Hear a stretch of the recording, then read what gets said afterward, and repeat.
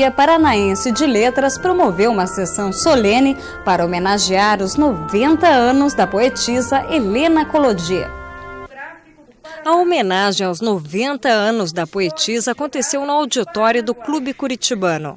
A camerata antiga da Fundação Cultural de Curitiba oficializou a abertura da cerimônia cantando o hino nacional. Amor e de esperança a terra desce, sem teu formoso céu risonho e límpido, a imagem do cruzeiro resplandece, gigante pela própria natureza. Além da presença de amigos e familiares, a poetisa foi homenageada pela vice-governadora do Paraná, Emília Bilinatti, e pelos membros da Academia Paranaense de Letras. Ela se destacou no magistério pela dedicação e o desprendimento, principalmente pela sua didática, e ela conseguiu, com esta visão magisterial, ter uma nova visão do mundo. E com isso ela partiu para a poesia, a qual se consagrou definitivamente pelos seus versos concisos, versos deliciosos, mas principalmente luminosos.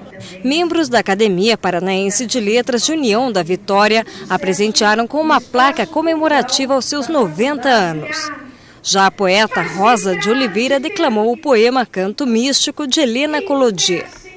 O poema Sonhar também foi interpretado pelos atores do grupo de teatro GPEC. A música ucraína fez Helena voltar ao passado, às suas origens. A apresentação do grupo infanto-juvenil ucraniano resgatou melodias típicas deste povo.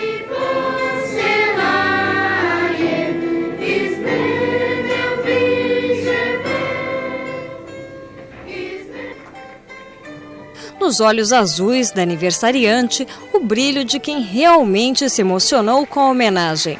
Quero cumprimentá-las pela beleza da música, por esse cultivo da arte e da palavra de todos aqui. Não sou oradora, mas estou comovida e não vou esquecer nunca essa beleza que vocês me ofereceram e que eu não merecia.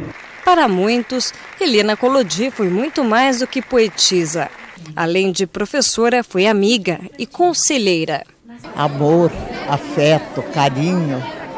Ela resume-se tudo nessas palavras, porque ela tem muita sensibilidade e sabe levar a cada pessoa uma parte dessa sensibilidade que a torna a mais querida das mestras que eu tive.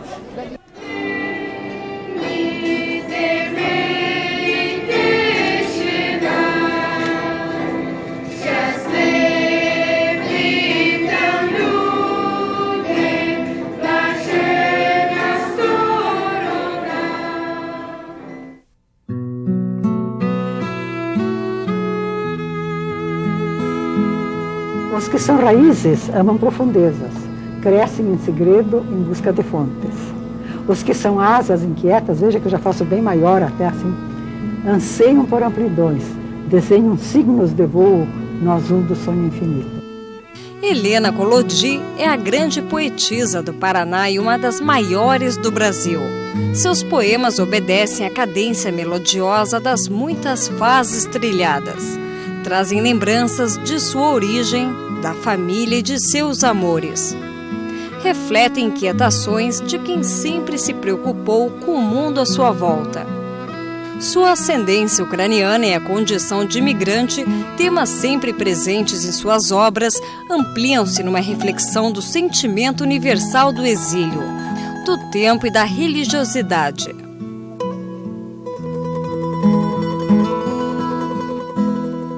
Helena Collodi nasceu em Cruz Machado, no Paraná, em 12 de outubro de 1912.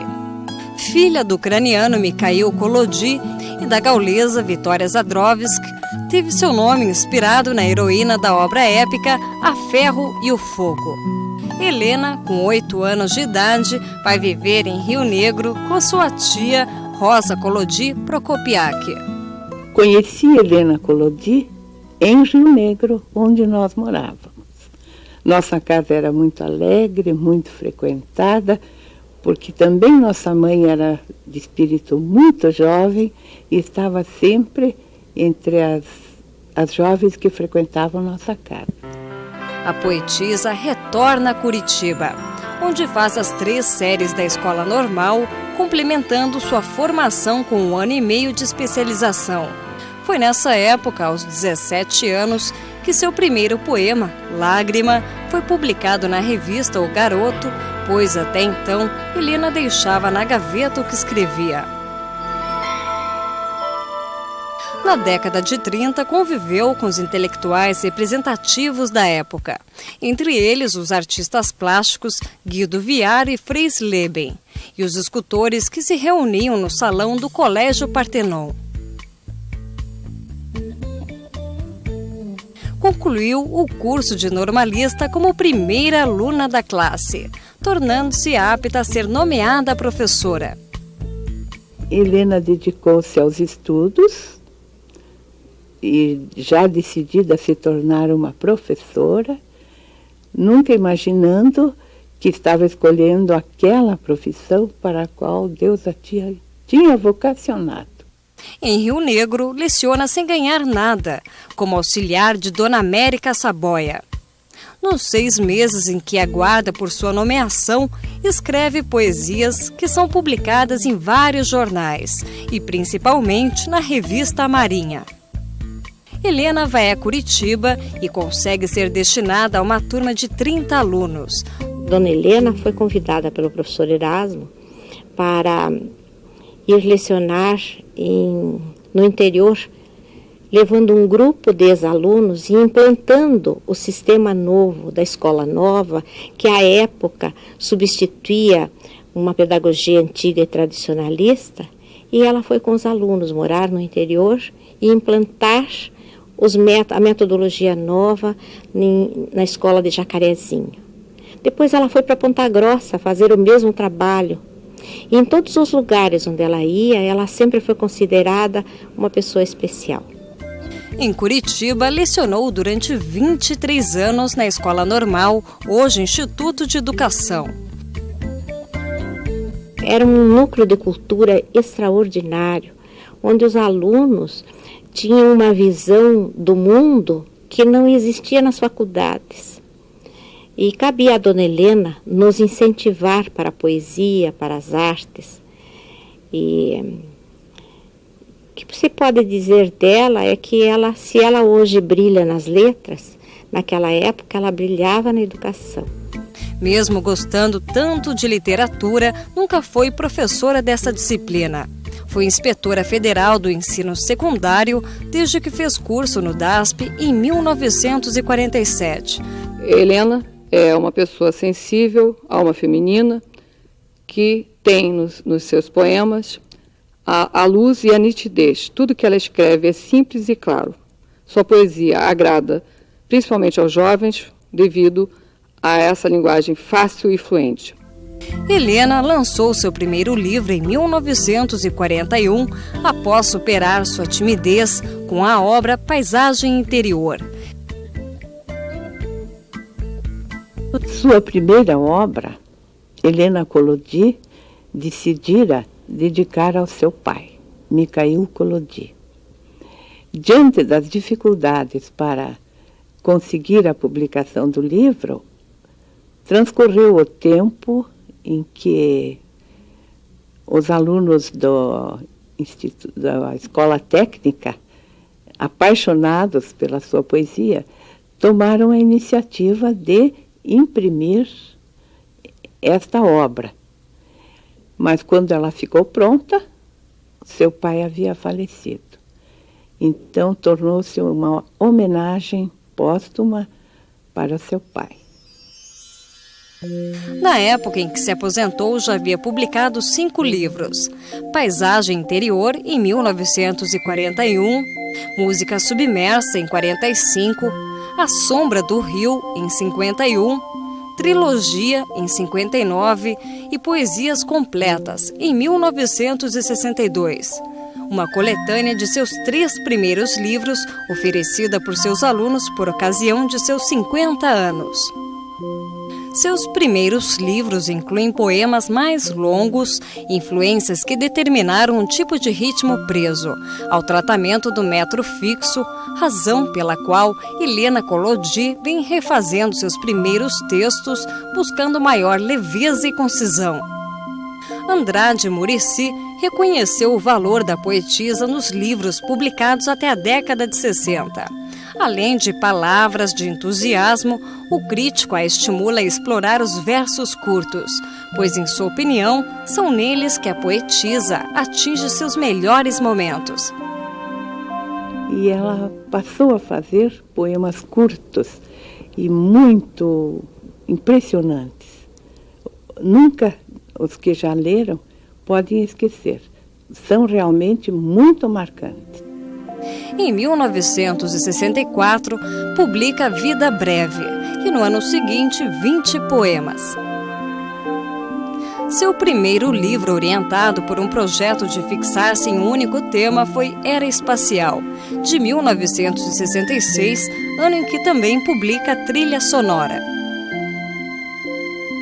1967 foi o ano em que publicou sua Antologia Poética e que a compositora carioca Elza Carmen musicou 4 de seus poemas: Ilusão, Crepúsculo de Abril, Sobrevivência e Canto foram interpretados por Hermenegildo Castelo Branco, um célebre cantor da época no Teatro Municipal do Rio de Janeiro.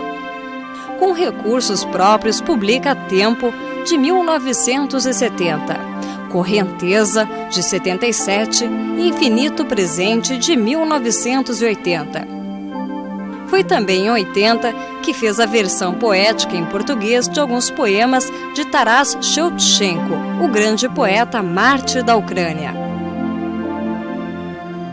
A poetisa Helena Collodi é um baluarte a nível de estado do Paraná, e por que não do Brasil? Pois a literatura, as poesias da mesma, elas são divulgadas no Brasil, inclusive fora dele hoje. A partir de 1985, seus livros passam a ser editados pela Criar Edições. É por essa editora que publica Sempre Palavra, de 85, Poesia Mínima, de 86 e Viagem no Espelho, de 88. Ao longo de sua vida, Helena Collodi recebeu muitas homenagens. Em 1987, recebeu o título de Cidadã Honorária de Curitiba. Em 1993, recebe o título de Haikaísta, tradicionalmente dado pela comunidade nipônica aos orientais que se destacam nesse tipo de poesia. O haikai é uma poesia de origem japonesa e provavelmente é o menor poema que existe. Ele consiste apenas de 3 linhas. Mas, assim, à primeira vista parece pouco, mas na verdade a capacidade de síntese, de concisão que o haikai nos pede é uma coisa difícil de conseguir, é uma coisa que só se consegue trabalhando, antes de mais nada, o espírito. Imaginem em 1941, quando nossa querida poeta e mestra Helena Collodi publicou seus primeiros haikais em Curitiba, onde só se fazia soneto. Em maio de 1997, recebe o diploma de cidadã benemérita do Estado do Paraná, na Assembleia Legislativa em Curitiba. Atualmente, Helena Collodi é membro da Academia Paranaense de Letras, do Centro de Letras do Paraná, da Academia de Letras José de Alencar, da Academia Feminina de Letras do Paraná e do Centro Paranaense Feminino de Cultura. É sempre uma honra falar na Dona Helena. Para nós, ela foi sempre a Dona Helena. Foi professora do Instituto de Educação e foi também inspetora-geral Federal de Educação do Instituto. Ela sempre escreveu versos e para nós ela era uma deusa. À época, nós, os seus alunos, queríamos muito que ela dissesse versos e ela queria dar o programa. Então, ela se comprometia conosco, ao final da aula, se desse tempo, dizer alguma poesia. Mas não era só na sala de aula que ela era especial.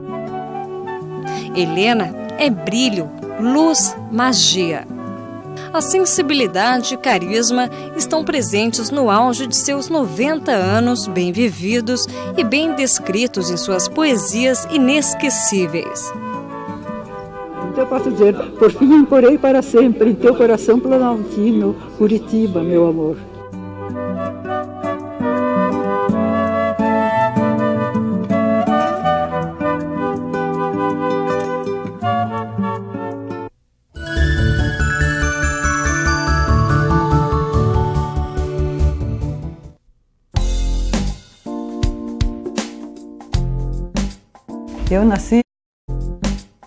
Eu nasci como uma índia, no mato. Eu nasci em Cruz Machado. Eu fui uma das primeiras nascidas em Cruz Machado, porque meu pai trabalhava lá. Nasci num rancho de pau a pique, não era casa. E a minha mãe era uma migrante que tinha acabado de chegar da Ucrânia. A senhora viveu em Cruz Machado até que idade? Há menos de 2 anos, porque depois meu pai se mudou para Três Barras. Então minha infância foi em Três Barras e depois em Rio Negro, porque em Três Barras não havia escola muito boa. E a minha tia, Rosa Prokopiak, era professora no grupo escolar Baranda Antonina, que era um dos melhores grupos, era em Rio Negro. Então ela uma vez veio passar umas férias lá em casa, quis tomar uma lição minha, era tudo decorado, eu já tinha 7 anos. Ela disse para o pai, a Helena está perdendo tempo, isso aqui não é ensino. Se você quiser, eu levo a Helena para casa e ela estuda no grupo onde eu trabalho. E então ela me levou para Rio Negro, eu estudei no grupo do Rio Negro, que era um dos melhores do Paraná. E um estudo flexível, que a gente podia passar no meio do ano. Eu, por exemplo, no 2º ano eles achavam que eu já estava preparada para passar para o 3º, eu passei no meio do ano para o 3º.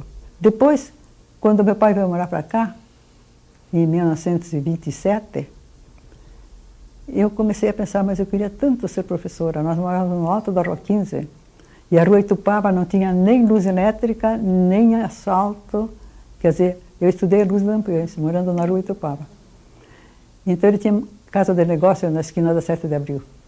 Daí eu disse para a mamãe, eu queria tanto estudar. Mas então estude, minha filha. Eu gostava muito de estudar. E também queria dar isso porque o pai se orgulhava da gente. Digo, ele faz tanto sacrifício. Então ele, minha filha tirou 10, a minha filha tirou... Então aquilo, a gente, para dar aquela satisfação para ele. É importante estudar? Eu acho que não importa a nota, hoje eu penso diferente, importa o conhecimento que a gente adquire. Como eu não podia comprar os livros, às vezes eu tenho até hoje. Por exemplo, dos romances, dos livros que eu gostava, eu tinha um cadernão que o papai dava, que tinha tido um negócio, então dava aqueles cadernos grandes, assim, de contabilidade, e ia copiando as coisas que eu gostava. Até hoje eu tenho trechos de livros, poesias e tudo. Eu lia um livro de poesia, gostava daquelas poesias, não podia comprar o livro, eu copiava as que eu gostava. Eu acho que abre um horizonte diferente para a gente. E quando você estuda aquilo que você gosta, você vai mais longe. Porque depois você vai... É como um caminhante que vai encontrando paisagens novas. Você começa a estudar uma coisa, mas aquilo te leva a estudar outra, e mais outra, e mais outra. E quando vê, você está estudando muitas coisas, levada pelaquela inclinação para aquela matéria. Não é verdade? Eu tinha uma vontade de ser professora. Desde criança eu brincava de ser professora. Quer dizer, eu gostava muito de ler, de estudar, de brincar de professora com as outras, era uma questão de vocação que eu tinha. Quer dizer, os outros às vezes diziam, amigas, eu vou ser advogada, eu vou ser médica. Não, eu queria ser professora. Quer dizer, fui por vocação mesmo. Depois, o curso especial eu tinha de fazer frequentando a escola normal. Então vocês vejam como às vezes a gente quer uma coisa e consegue fazendo um pequeno sacrifício. Morando lá no alto da Rua 15, eu vinha de ônibus, né? Vinha até o grupo Zacarias a pé, amassando lama, depois ali naquela rua tinha o ônibus que descia a Rua 15. Então, a mamãe me dava o dinheirinho para o ônibus e eu guardava, porque eu queria fazer um vestido bonito de colação de grau. E a melhor costureira aqui chamava-se Vitorina, e era uma granfina aqui no centro da cidade. Então, economizando os 40 reais, que era naquele tempo, como é que se chamava? Não eram centavos, eram reais, né? Aqueles 40 de todos os dias eu consegui comprar a fazenda e fazer um vestido fino, da Vitorina. Então, como essa questão da gente decidir e fazer, não há questão de não ser pobre no poder. É uma questão de saber querer e de saber como você chega a um ponto que a gente quer chegar.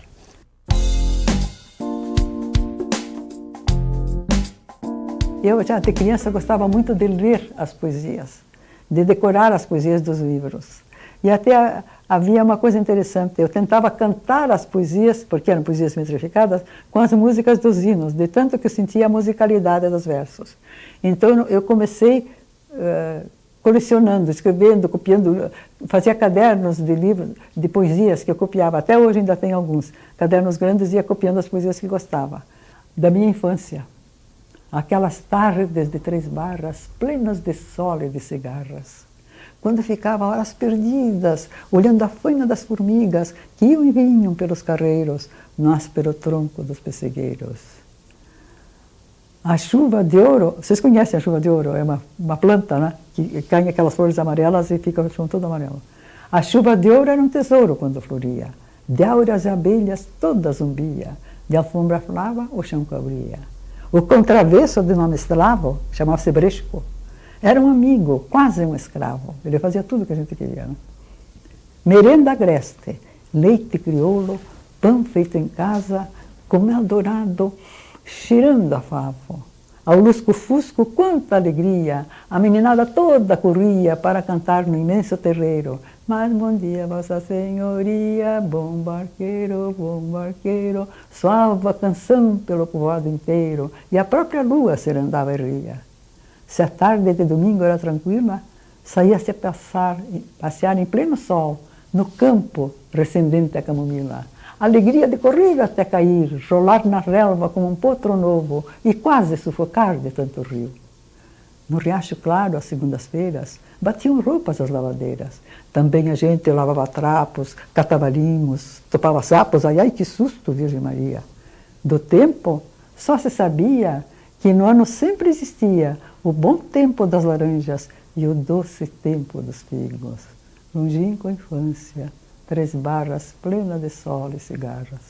Então a minha infância é descrita em versos.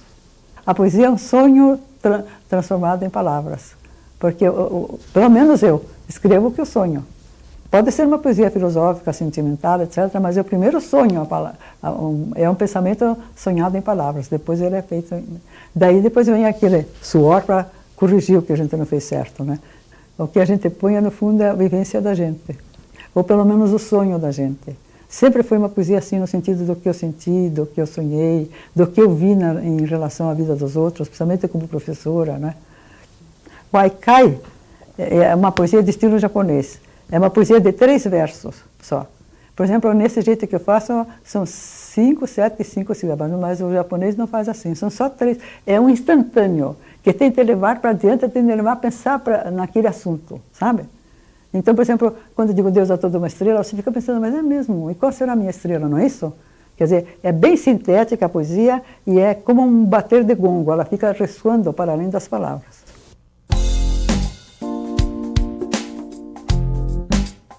Quanta coisa que a gente não se realizou, ficou só o sonho. Mas a gente precisa saber transpor as dificuldades. Né? Por exemplo, o sonho de amor não se realizou. Mas então eu me dediquei ao magistério, e o magistério encheu a minha vida, foi um motivo feliz. Até hoje, outro dia encontrei uma aluna que foi, Rosa, que eu não reconheci, ela foi minha aluna 50 anos atrás. Dona Helena, não esqueço nunca aquele tempo, chorou. Quer dizer, então que bom que ela foi uma aluna feliz e me quis bem naquele tempo. E apesar de eu ser uma professora rigorosa, né? Uma vez uma foi lá em casa chorando, a senhora me reprovou. Mas você não estudou.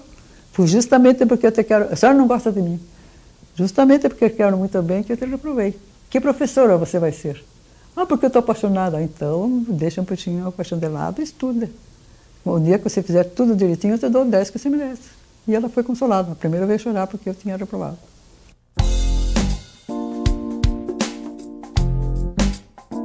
Eu acho que hoje o mundo é muito tecnológico. Eu não sei porque eu estou meio fora, sabe como eu estou vendo o mundo meio de longe. Mas eu vejo que é assim, quer dizer, está muito robotizada, vamos dizer, a vida, vocês não acham? E acho que é pela própria circunstância de que a luta pela vida é muito grande. É muita gente e a máquina toma o lugar de muita gente. A máquina faz o trabalho de 100 pessoas, são 100 pessoas que não têm emprego, não é isso? E daí para conseguir outra, onde? Então é uma luta pela vida muito intensa que não permite essa descontração de ler, de brincar, de estudar, se fazer. Muita gente nem tem férias, não é isso? Há uma coisa que eu fico triste, é que o português está sendo muito substituído. Está certo que se fala outra língua, mas às vezes eu vou fazer uma compra, nem sei o que é, porque é tudo em inglês. Então eu acho que precisa valorizar o português. Está certo que você saiba uma outra língua. É uma questão de cultura, como antigamente sabiam o francês. Uma pessoa educada antigamente falava francês, como você fala português. Mas acho que não se pode deixar que o português seja substituído. As coisas do Brasil têm de ser faladas em português, você não acha?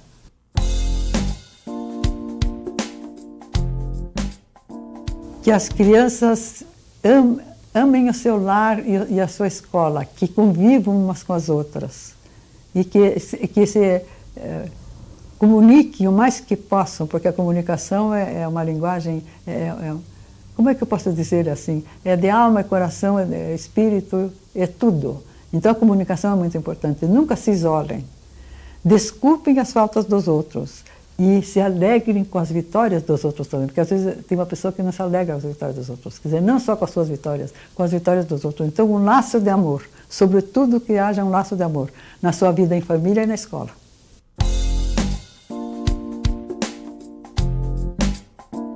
Diria que eles sejam como pais, que amem, mas também sejam justos. O pai ou a mãe, quando o filho erra, você não aplaude. Você diz, olha, você errou, você vai fazer uma outra coisa, não é isso? Não digo que castigue, etc. Mas lógico que você não vai aprovar se ele não aprendeu nada, não é verdade? Então, saber também levar a criança a se modificar, a corrigir, mas com amor. Quer dizer, com civilidade, com segurança, mas com amor. Sobretudo, eu acho que o amor deve reger sempre a nossa vida. Mesmo num ato severo, você está demonstrando amor. Você quer o benefício daquilo, não é verdade? Aquele que está dizendo não faça isso é porque você está querendo que ele melhore. Então, às vezes, há o problema da bondade em excesso. Também prejudica. Certos pais que deixam o filho fazer tudo, não pode. Você deve dizer não quando está errado. E dizer que é bom quando você acertou. Então, é uma atitude assim, com a dos pais e dos mestres também.